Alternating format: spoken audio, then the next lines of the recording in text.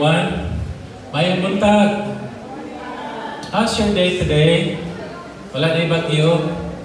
Okay lang. Wala sa init? Medyo kalimlim gamay ang atong panahon. For all our online viewers, good morning, good evening. What time you will be with us, joining us in our worship service, or just watching our YouTube channel. And good morning to you all. Today is September 28, the last Sunday of the month of September. Next week is coming week, October. So, hapit na ang atong Christmas party. Ang bonuses, i-release na. Ini ka December, diyan mo na. We will be talking about serving one another willingly.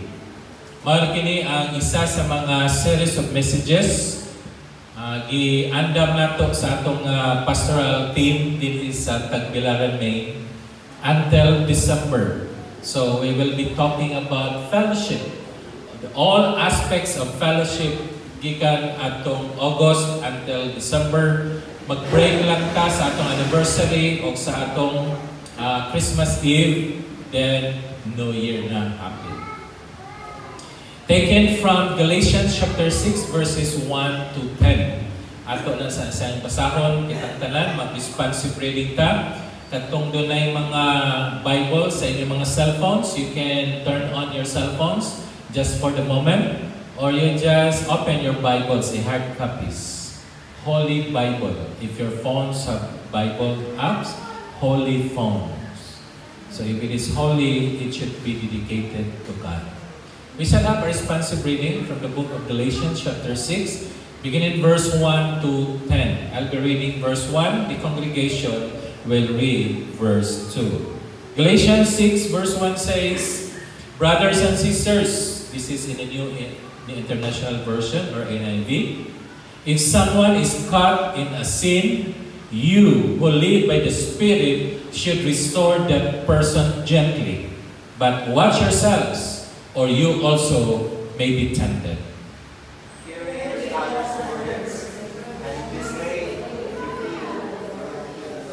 Verse 3, if anyone thinks they are something when they are not, they deceive themselves.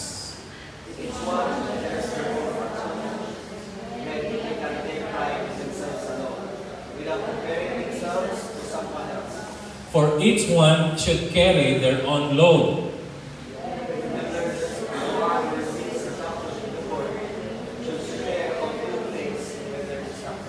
Do not be deceived. God cannot be mocked. A man reaps what he sows.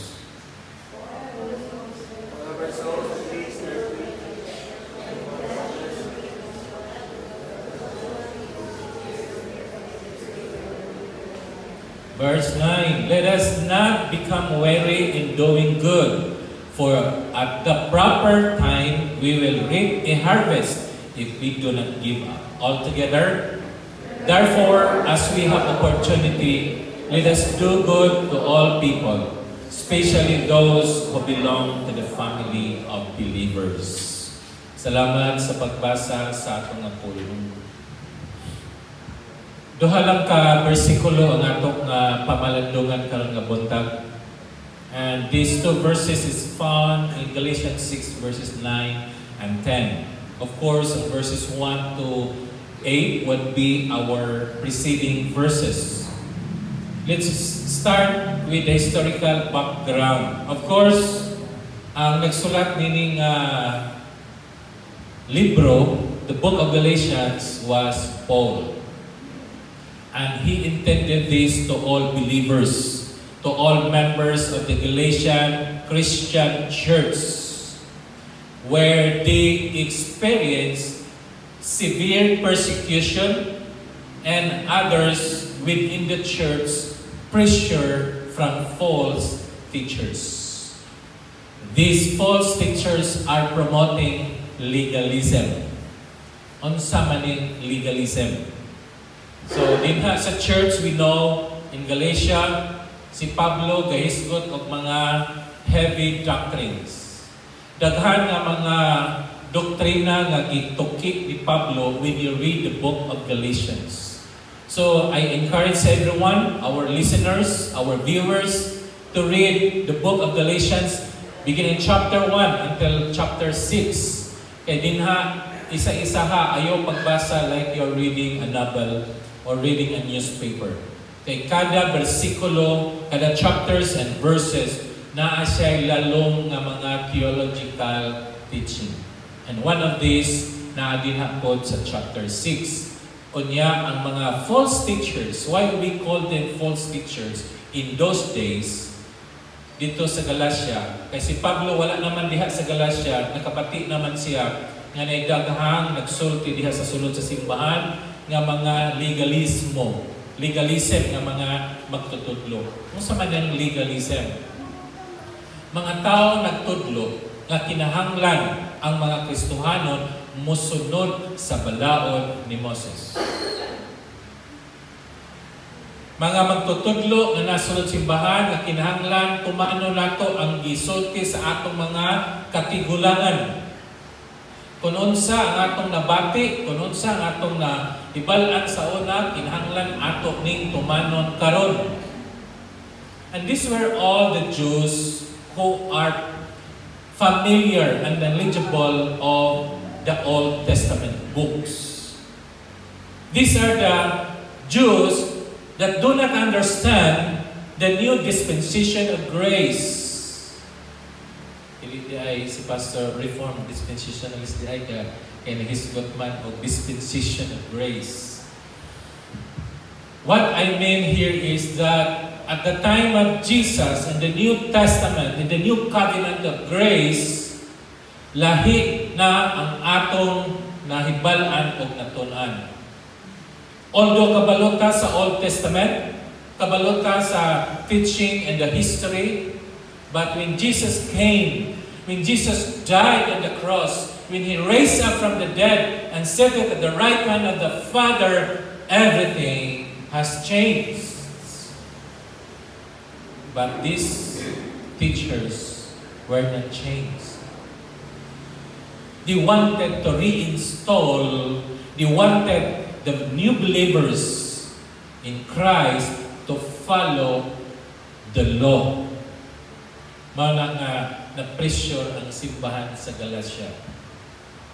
And because of that, ang uban naghimog maayo, ang uban nagpadayon sa ilahang nga pagkinabuhi under grace. Tungod sa mga istorya, tungod sa mga pressure sa simbahan, maingon na lang ang mga tao nga kapuya man ni ay undang na lang taanin, sige balik na lang ta sa atong diin tagikan. I remember teaching you some time ago nga doon ay grupo sa mga evangelicals nga naghimo o coalition nga ibalik ang 10 Commandments nga itudlo sa mga kasimbahanan aron ang mga tao mahimong tarong. Aron nga ang mga tao mahimong righteous and they will follow the laws of God. So, dili lang di ay sa panahon ni Pablo na doon ay pressures on legalism, but even today. But we all know that we are under grace. Una, kining under grace ta, nagpadayon tagbuhat og maayo, una na gabuhat og daotan, una, kung ano din ka, chismison din ka, dali rata nga mo give up. Mao na nga nagsulat si Pablo ngadto sa Colossus, chapter 6, verses 1 to 10, that we will take a look at beginning verse 9. Yun si Pablo. Let us not become weary. The word weary here, this phrase, kung nato ni tanawon nga word na let us not be weary, iwaso na to ang entire verse. Let us not become weary in doing good, for at the time or at the proper time, we will reap a harvest if we do not give up. Dili ta pwede mahimo nga magkaluya sa paghimo og maayo. Kay moabot ang panahon sa mag-ani. Makaani gyud kita kung dili ta muundan. What does Paul mean here? But in other translations, tanaw sa nato ning phrase nga let us not become weary. Sa ESV o sa NASB, ESV is the English Standard Version, NASB is the New American Standard Version. Ang gibutan niya diri is you do not grow weary. Si NIV, do not, let us not become weary. Pero si ESV o si NASB, yun siya, do not grow weary. Si King James, kung basahon nimo, ang ihang phrase, yun siya, let us not be weary. In the last year, sa NCV, o the New Century Version, ingon diri, let us not become tired. Depende sa Bible nga imong gigunitan karon, unsa na nga translation, it will going down into the root meaning of the Greek word in kakeo, to lose courage, give in to evil, become weary, or lose heart. Bisan asa ka nga translation, the same ang iyahang original meaning sa Greek word. Inkakeo. Ang meaning ani niya, bisag ngayon ka nga, let us not become weary, let us not grow weary, let us not be weary, or let us not become tired. Kining tanan nagahatag og meaning nga dili ta pwede mawad-an og kadasig. Dili ta pwede mo hatag og panahon sa mga kadautan.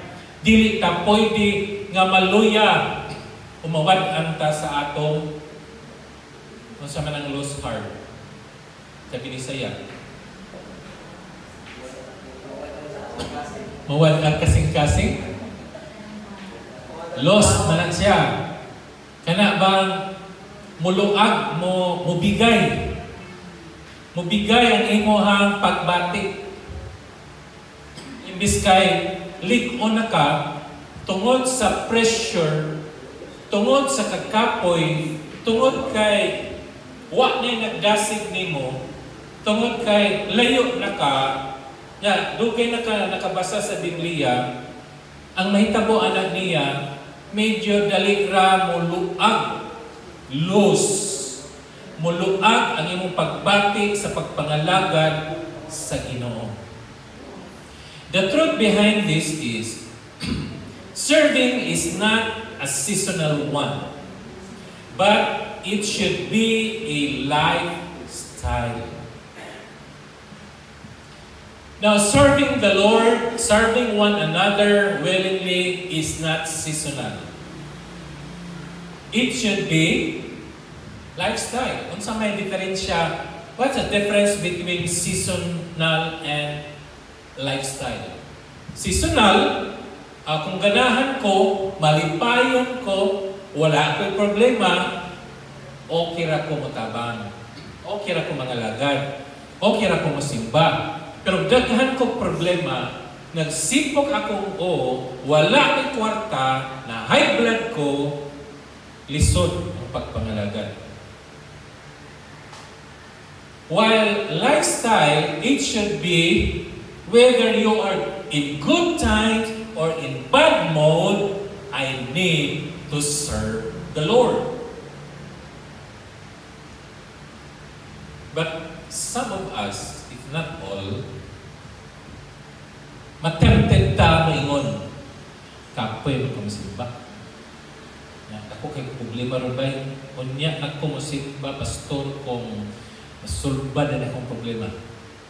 Unya ako masimba, pastor, ang mga lagad sa Ginoo, sa isinta na ko, kaya mo retire naman ko, pastor. Unya, nag-retire ni mo, di ka ka-tired. Nang usahay, retire na ka, ang imo na pong excuses, pastor, gusto naman ibasa, magkampat naman akong study. Niglakaw lang ko, Pastor, naman akong tuhod, naman ko aray tiis. What else? Init man, mutaas akong pressure. Serving is a lifestyle, not a seasonal one. God has designed His people to sow in faith and trust His timing for the harvest. Kaya maabot ang panahon na mag-harvest na ta sa atong itanom. Later on, ang naisputan to. But with this verse, the application is, let us not give up. Give up in the ministry and even your family or even in the church.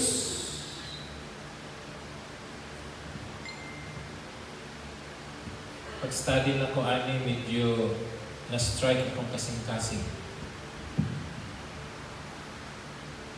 Gahon-hon na ko nga, mo-retire na in 2 years time, 16 ako, na ko 20% discount.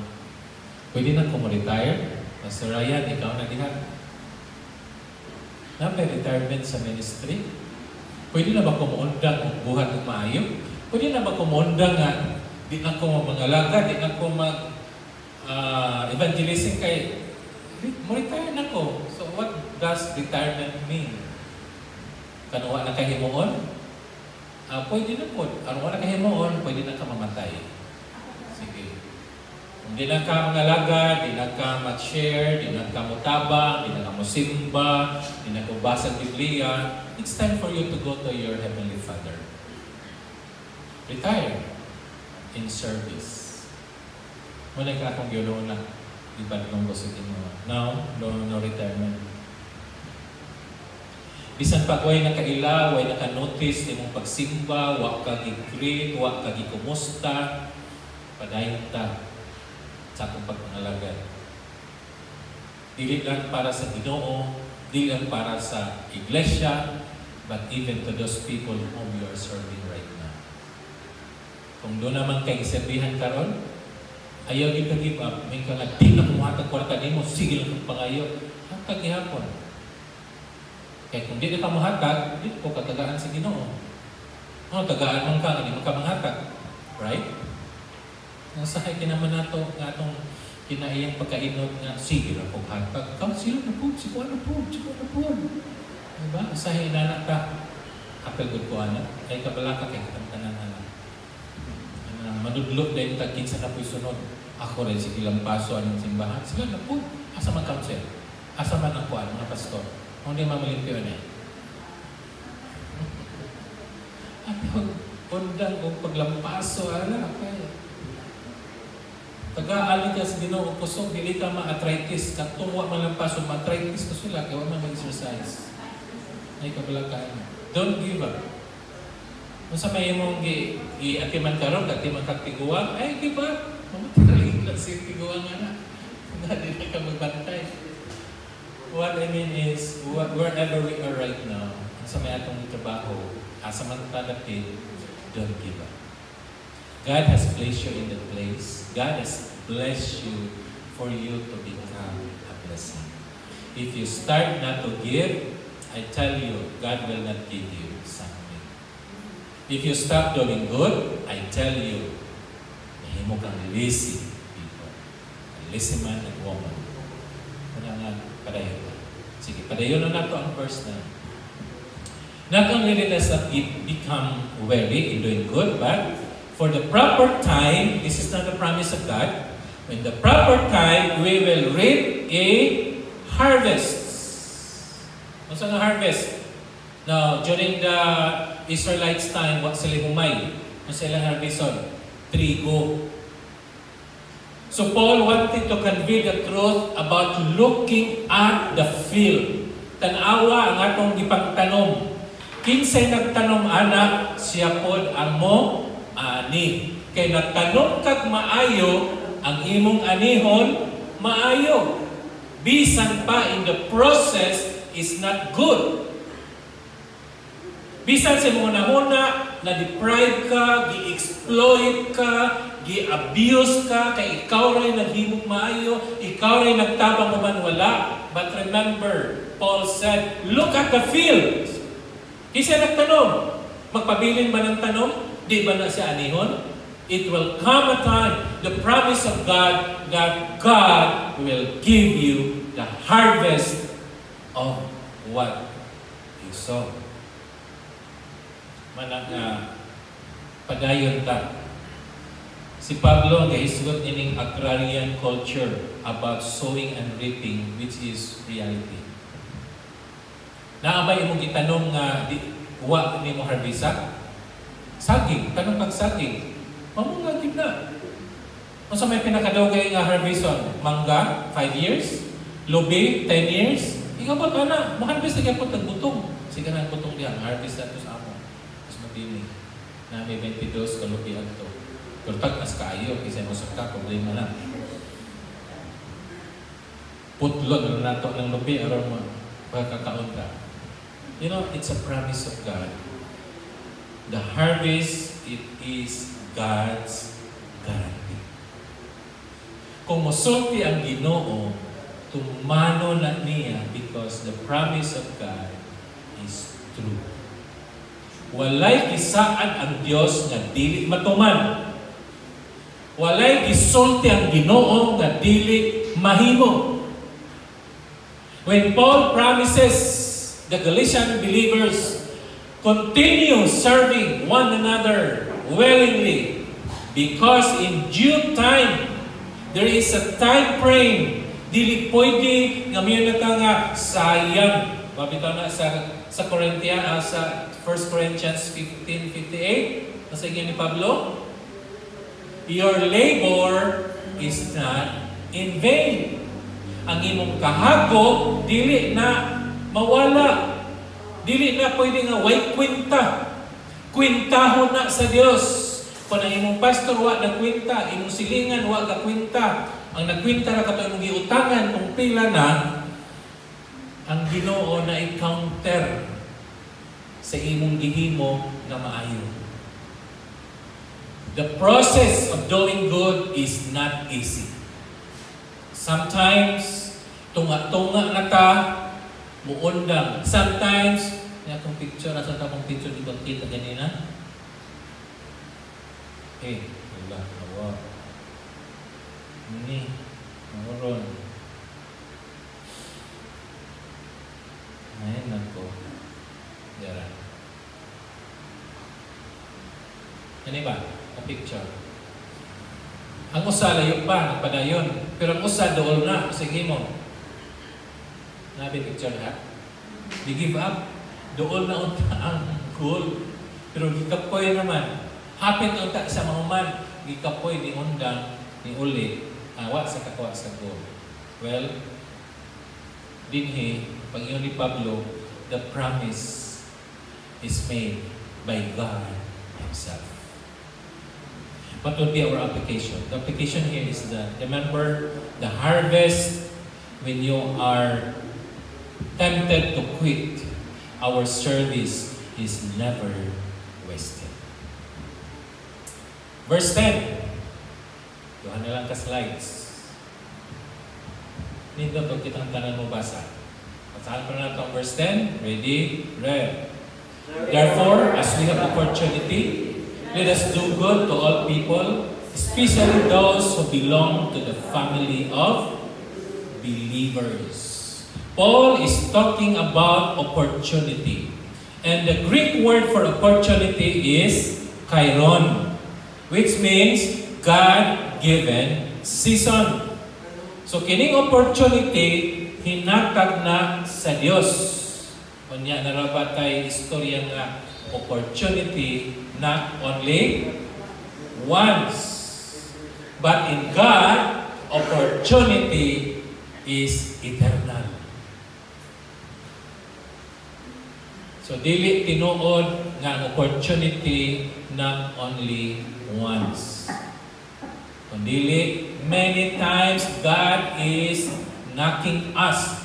Here are the opportunities na gihatag nato. Why? Because every circumstances of life is an opportunity for good works. As long as naginhawa pa ta, ang opportunity to do good is there. Pero kung di na kaganahan mabuhat og maayo, pwede na ka mamatay ka. Kasi ganahan din na muhimog maayo, pataas ka mo. Kaya akong tawgon si kamatayan. Kamatayan, kini mga tawanan o kapataas ka mo, di na mabuhat og maayo. Hala, kuhaan na sila. Why? Because every life, every day is an opportunity to do good.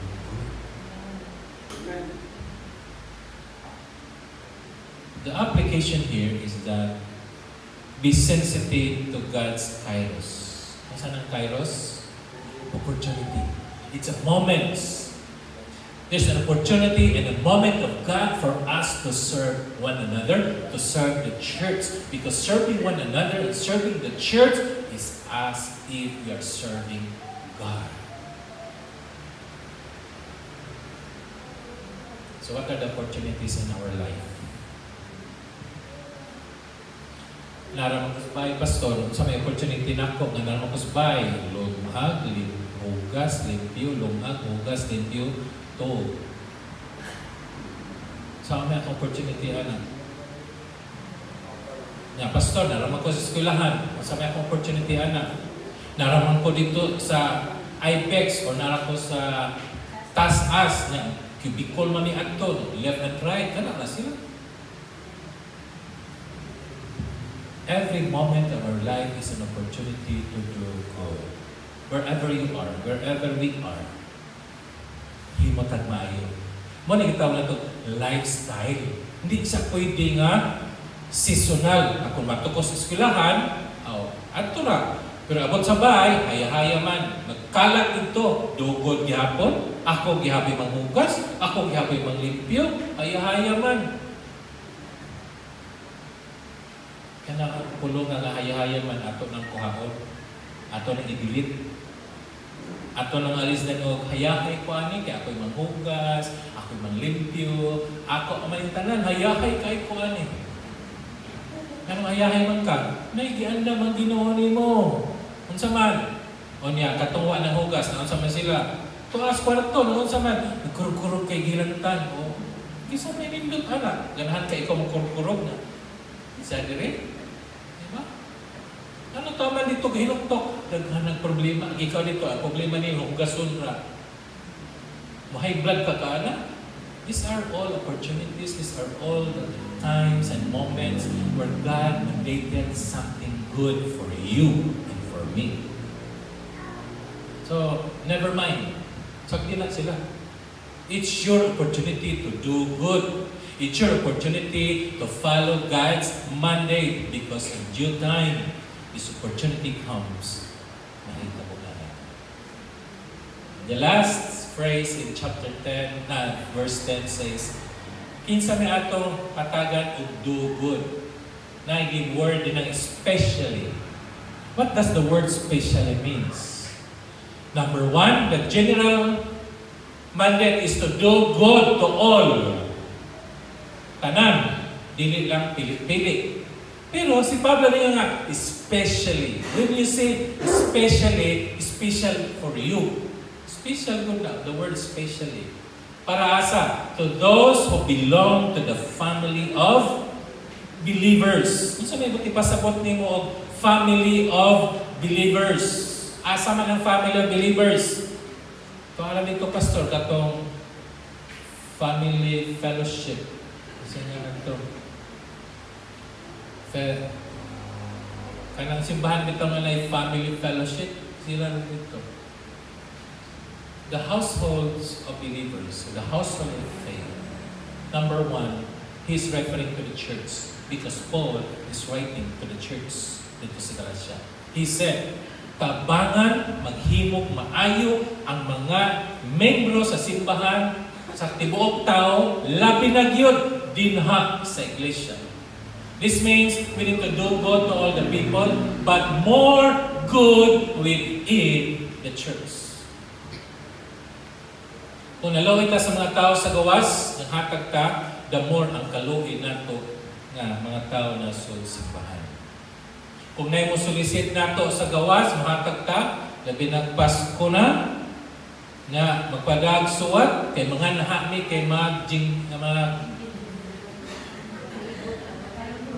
mamasko, o nga na sa English, magcaroling.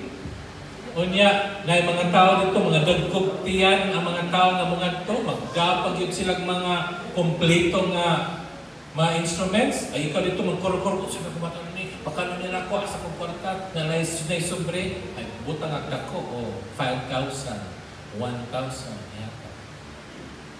Itsa man to sila, taga-gawas, amigo nila sa gawas. Unya, ini ka Christmas, kinsa man sa membro din nga mo kitanahan. Pastor ng pabati-bati, December na raba. Huwag ko na pabati-bati, nagsulti yung Kustinoon. Kung mga hatag ka sa gawas, hindi naman pa itong ihatag sa sulod. Aber? Hindi ni pabati-bati, tinuod siya nga. Istoryahan siya din nato kayo. Ako sir, di ba, nila mag-solicit, pero did I give something to the members of this church? Ay, Pastor, kaya wag mag-take Christmas party. Bisan mag-take Christmas party, you have the heart to give because you give somewhere, you need to give also here. Mani gusto ni Pablo? Family of faith. The household of faith. Next is the family. Yan si Pablo, household of faith, referring to the church, but I now refer this to the family in our own family. Kinahanglan mo tabang ta sa atong kagalingong pamilya kung mutabang man ta sa gawas. Of course, kung wak ka nitabang sa mga tao sa gawas, wak po ka mutabang sa imong pamilya sa sulod, ingon anak yun imong kinaiya. Pero nakay kinaiya manghihatagon nga maluluyon sa mga tao sa gawas, naluoy ba po ka sa mga tao na sa sulod? Naghatag ka gifts dito sa imong mga estudyante, sa imong teacher, sa imong kauban, nagkakababa ka gift sa imong anak. Sige lang, Pastor, ako na una, ibutang na ako sa akong diary. December, magpalit ko gift para sa akong anak. That's it. That's what I mean. Mga bata, have you received gifts from your parents? When was the last time you received gifts from your parents during Christmas? Regardless of the amount, regardless of the gift, the expressions of love within the households should be displayed being Christians. The truth is, our first priority is one another in the body of Christ. That's our priority. Dili na ito priority ang gawas. Kaya sa nasa ka, mag-contribute na ba ito 500? Christmas party din 500, Christmas party na 1,000, another Christmas party din another 500. Pila ka po akong party at tinani, anong Disembre? Mga tulong ito sila, grabe, Pastor, busy kayo ko, Christmas party din Christmas party din ito, gift din Pinay mong anak, imong bana, itagaan pa niyo gift, okay na kaya nabitos ba? Wrong. Wrong na siya, Pastor, oy, basta kay wrong na gina. Sabot lang tandaan, that's wrong.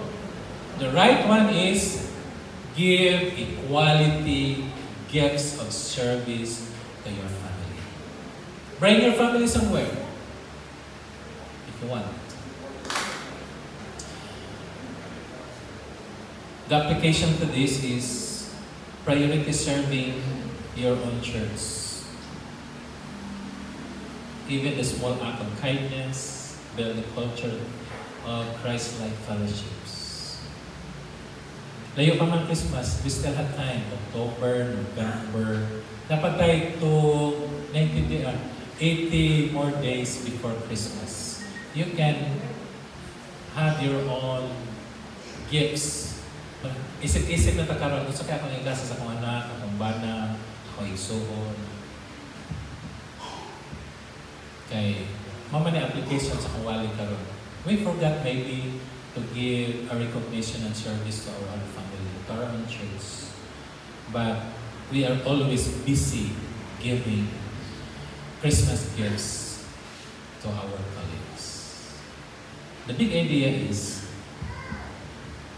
in Christ, we can serve one another willingly. Can we do this? Kaya ba na to? Why? Because that is in Christ. If you don't have Christ in your heart, you cannot serve one another willingly.